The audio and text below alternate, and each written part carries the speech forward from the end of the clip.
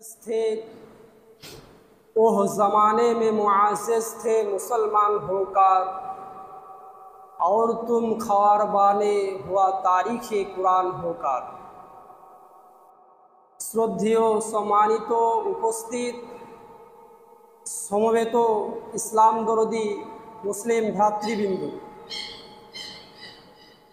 সর্বপ্রথম সেই মহান আল্লাহ সুবহানাহু তাআলার প্রশংসা, যিনি আমাদেরকে পৃথিবীর বুকে পাঠিয়েছেন, সহজ সরল সঠিক পথে চলার তৌফিক দান করেছেন। সেই মহান আল্লাহ সুবহানাহু তাআলার ইচ্ছায় আজ আমরা সকল ব্যস্ততাকে ফেলে দিয়ে এই জুমার মসজিদে জুমার সলাতের জন্য ও খুতবা শ্রবণের জন্য উপস্থিত হতে পেরেছি। সেই মহান আল্লাহ সুবহানাহু তাআলার শুকরিয়া জ্ঞাপন করে আমরা সকলেই বলি আলহামদুলিল্লাহ।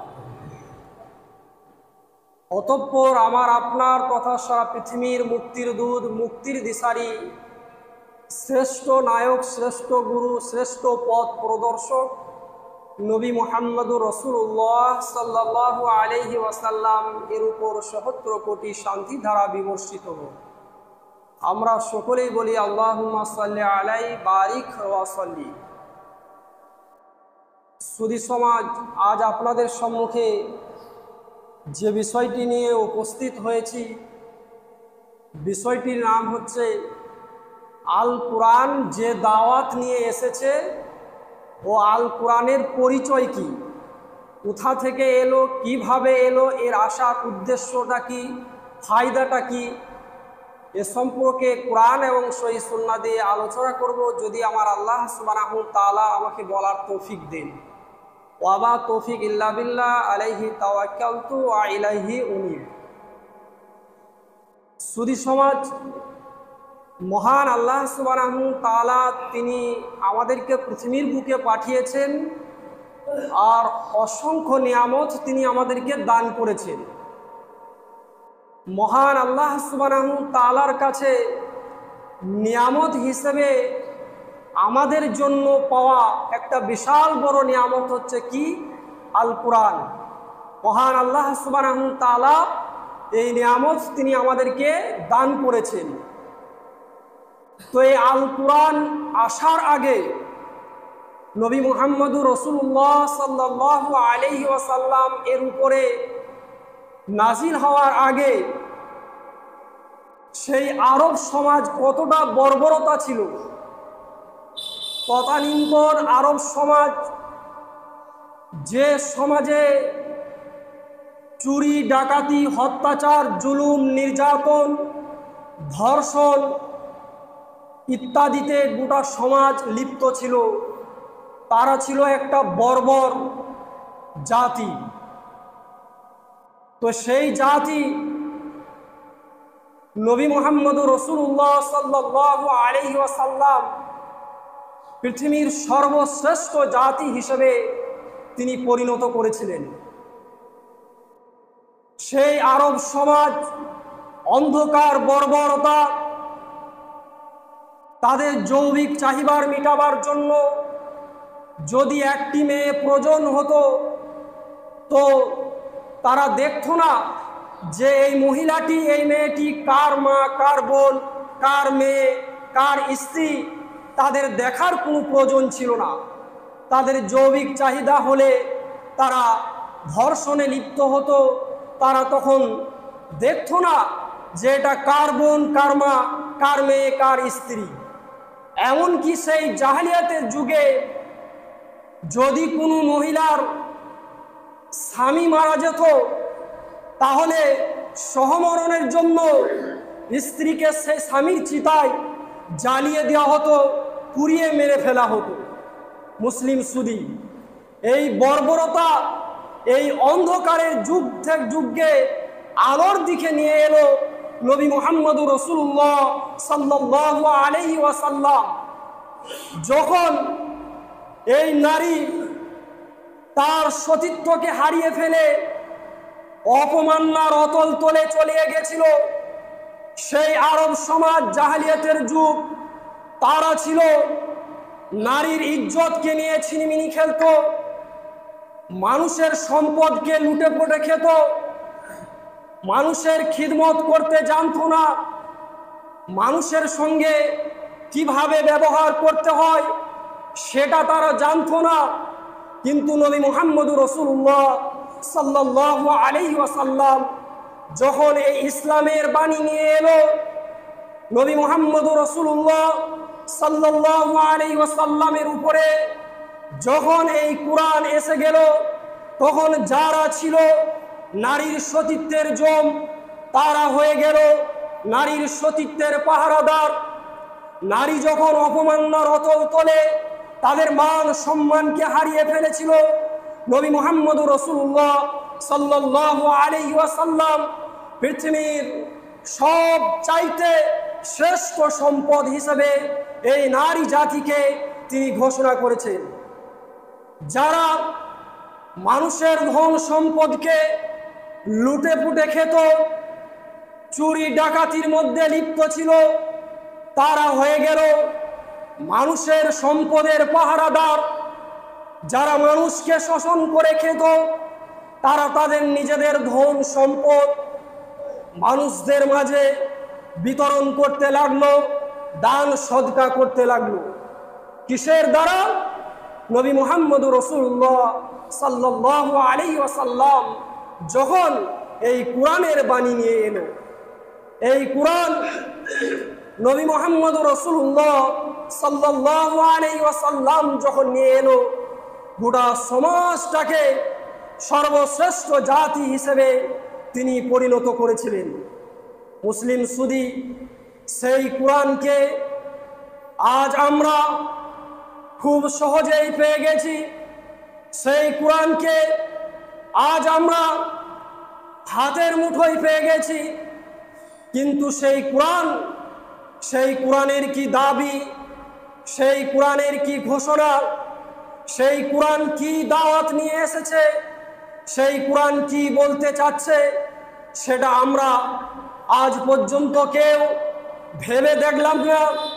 সেই কুরআনকে নিয়ে আমরা কেউ গবেষণা করলাম না, সেই কুরআনকে নিয়ে কেউ আমরা চিন্তা ভাবনা করলাম না। সেই তখনকার যুগে মুসলমান ছিল কম। আজ পৃথিবীতে প্রায় 125 কোটি মুসলিম থাকা সত্ত্বেও আজ মুসলিম সবচাইতে বেশি অবহেলিত, লাঞ্ছিত, পদদলিত, ঘৃণিত। এর কারণ কি? এর কারণ নবী মুহাম্মদুর রাসূলুল্লাহ সাল্লাল্লাহু আলাইহি ওয়াসাল্লামের সেই ভবিষ্যৎবাণী তিনি বড় দুঃখ করে উম্মতের মাঝে তিনি বলে গেছেন। হাদিস আপনি পেয়ে যাবেন মুয়াত্তা ইবনে মালিকের মধ্যে। তিনি বড় দুঃখ করে উম্মতের মাঝে তিনি বলেছিলেন, তারাক্তু ফীকুম আমরাইন লাউ তাদিল্লু মা তামাশশাকতুম বিহিমা কিতাবাল্লাহি ওয়া সুন্নাতা রাসূলি। আমি তোমাদের মাঝে এই দুটো জিনিসকে আমি ছেড়ে যাচ্ছি, যতদিন পর্যন্ত তোমরা এই দুটি জিনিসকে আঁকড়ে মজবুতভাবে বুকের মধ্যে আগলে মজবুতভাবে তোমরা ধরে রাখবে, পারস্পরিক তোমরা ফিতনা ফাসাদে তোমরা লিপ্ত হয়ে না পড়বে, যতদিন পর্যন্ত তোমরা এই দুটি জিনিসকে মজবুতভাবে ধরে রাখবে, ততদিন পর্যন্ত তোমরা কখনোই অপমানিত, লাঞ্ছিত, ঘৃণিত, পদদলিত হবে না। নবী মুহাম্মদুর রাসূলুল্লাহ সাল্লাল্লাহু আলাইহি ওয়াসাল্লাম তিনি আমাদেরকে এই দুটি জিনিস দিয়ে গেছেন। এক নম্বর কি? মহান আল্লাহ সুবহানাহু ওয়া তাআলার কুরআন, এই কুরআন মাজিদ। দুই নম্বর নবী মুহাম্মদুর রাসূলুল্লাহ সাল্লাল্লাহু আলাইহি ওয়াসাল্লামের সুন্নাহ।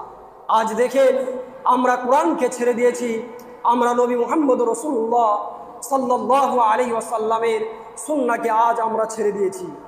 তাই তো বিশ্বকবি সন্ধ্যার তিনি বলেন, ওহ জামানে মে মুআজ্জিজ থে মুসলমান হোকার और तुम खबर बाने हुआ तारीखे कुरान होकर।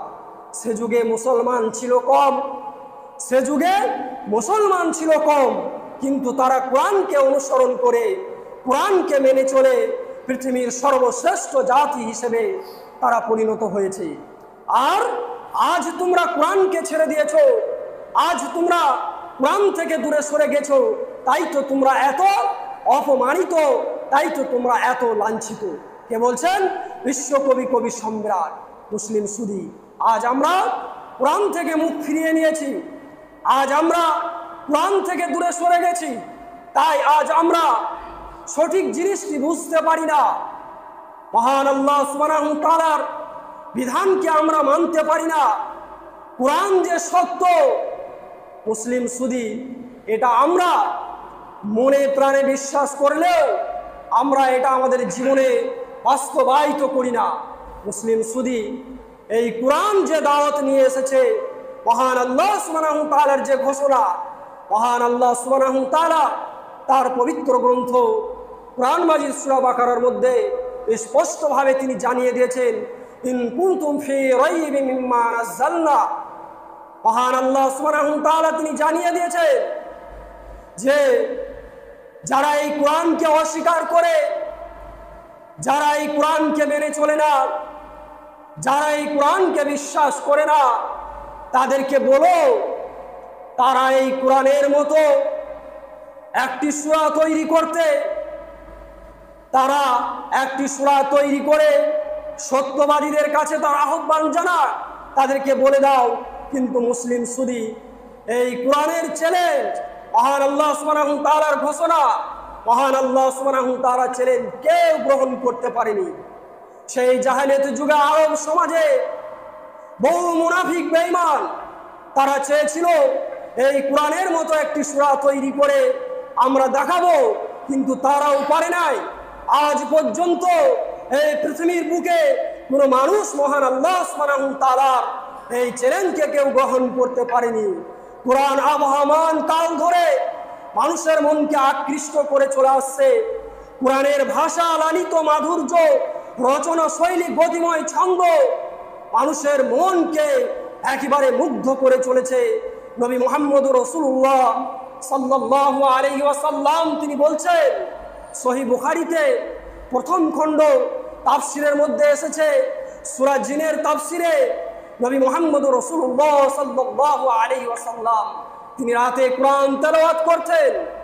রাতে তিনি যখন কোরআন তেলাওয়াত করতেন, জিনারা যখন নবী মুহাম্মদুর রাসূলুল্লাহ সাল্লাল্লাহু আলাইহি ওয়াসাল্লামের মুখ থেকে কোরআন তেলাওয়াত শুনলো, তারা এই কথা না বলে পারেনি, ইন্না সামি'না কুরআনান আজাবা, আমরা এক আশ্চর্য ধরনের কিতাব শুনছি। সেই সব জিনেদের বয়স হয়ে গেছে, তারা তৌরাত শুনেছে, জবুর শুনেছে, ইনজিল শুনেছে। এমন এক কিতাব যে কিতাব শ্রোতাকে হিদায়তের রাস্তা দেখিয়ে দেয়। সহিহ বুখারী সূরা জিনের তাফসিরের মধ্যে এসেছে, এমন এক কিতাব যে কিতাব শ্রোতাকে হিদায়তের রাস্তা দেখিয়ে দেয়।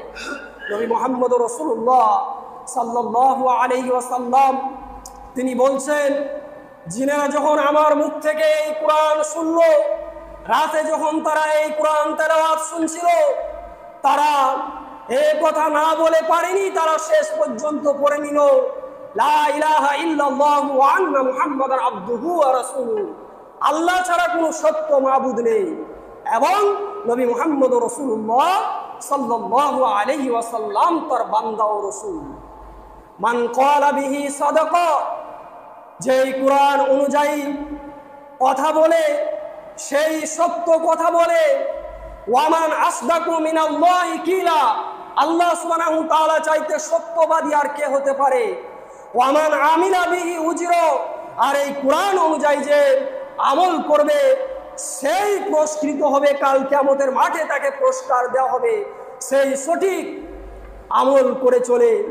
ওয়ামান হাকামা বিহি আদালা, আর যেই কোরআন অনুযায়ী বিচার ফয়সালা করে, এই কোরআন অনুযায়ী যে পৃথিবীর বুকে সত্য কথা বলে সেই সঠিক কথা বলে, আর যেই কোরআন অনুযায়ী পৃথিবীর বুকে টিকে থাকে, যখন বিচার ফয়সালা করে তখন কুল টানাটানি করে না, চোখ টানাটানি করে না, রক্তের সম্পর্ক দেখে না, পাড়া প্রতিবেশী দেখে না, আত্মীয় স্বজন দেখে না, যখন যে মুহূর্তে কথা বলে তখন সত্য কথা বলে।